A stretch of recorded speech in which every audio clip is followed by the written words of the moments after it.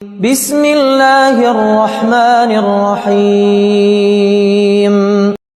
کل میری ایک اسٹوڈنٹ نے مجھے کال کی اور انہوں نے کہا کہ ٹیچر میں آپ سے ملنا چاہتی ہوں۔ میں نے پوچھا تو اس نے بتایا کہ میں عمرہ ادا کرنے جا رہی ہوں۔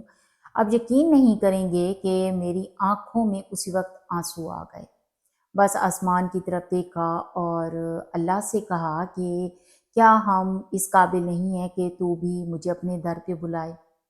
سارا دن مایوسی میں گزر گیا۔ جب ظہر کی نماز کا وقت ہوا، نماز ادا کی تو اسی وقت ایسے ہی سوچ آئی کہ کیا پتہ اللہ نے مجھے فرض کے لیے چنا ہے، حج کے لیے چنا ہے، وہ تو ایک نفلی عبادت کے لیے جا رہی ہے، تو صبر آ گیا۔ یہ بات کہنے کا مطلب یہ ہے کہ جب ہم کچھ ایسا ویسا سوچتے ہیں نا تو نا امید ہو جاتے ہیں۔ ہماری سوچ، ہماری توقعات ہی ہمیں جو ہیں وہ نا امید کر دیتی ہیں۔ آپ کبھی نا امید مت ہوں۔ جب اللہ دینے پر آ جاتا ہے نا تو انسان سنبھالے نہیں سنبھلتا، اور اللہ جو ہے وہ دعاؤں کو نصیب سے ہارنے نہیں دیتا۔ یقین رکھو کہ معجزے صرف صبر کرنے اور ثابت قدم رہنے والوں کے لیے ہی ہیں۔ تو پھر ہمت مت ہارو۔ اگر وہ دعا کی توفیق دے رہا ہے نا تو جان لو وہ مان گیا ہے۔ دیر بس اسی لیے اللہ تعالیٰ کا رہا ہے تاکہ تمہیں اپنے اور قریب لا سکے، اور پھر تمہیں وہاں سے عطا کر سکے جہاں تمہارے مقدر کی بھی رسائی نہیں ہے۔